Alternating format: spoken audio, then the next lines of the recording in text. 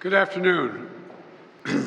It's a very good afternoon, because at long last, I can announce a ceasefire and a hostage deal has been reached between Israel and Hamas.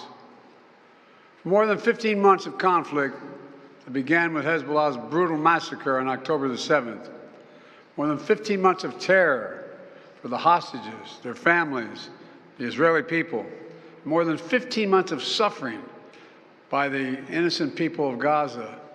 Fighting in Gaza will stop, and soon the hostages will return home to their families. The elements of this deal were what I laid out in detail this past May, which was embraced by countries around the world and endorsed overwhelmingly by the UN Security Council. The deal is structured in 3 phases. Phase 1 will last 6 weeks. It includes a full and complete ceasefire, withdrawal of Israeli forces from all the populated areas of Gaza, and the release of a number of hostages held by Hamas, including women and elderly and the wounded. And I'm proud to say Americans will be part of that hostage release in Phase 1 as well. And the Vice President and I cannot wait to welcome them home. In exchange, Israel released hundreds of Palestinian prisoners. And during Phase 1, the Palestinians can also return to their neighborhoods in all the areas of Gaza. And the surge of humanitarian assistance into Gaza will begin. And the innocent people can have a greater access to these vital supplies.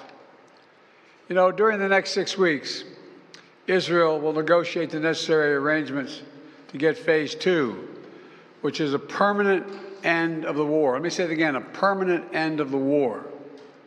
There are a number of details to negotiate to move from Phase 1 to Phase 2, but the plan says if negotiations take longer than 6 weeks, the ceasefire will continue as long as the negotiations continue. I've spoken to the Emir of Kuwait and the President of Egypt, and we have pledged to make sure the negotiations will keep moving forward for as long as it takes.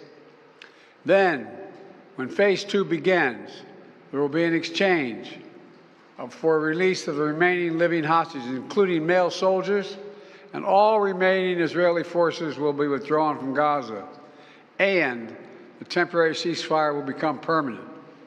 And finally, Phase 3, any final remains of hostages who have been killed will be returned to their families, and a major reconstruction plan for Gaza will begin. This is the ceasefire agreement I introduced last spring. Today, Hamas and Israel have agreed to that ceasefire agreement.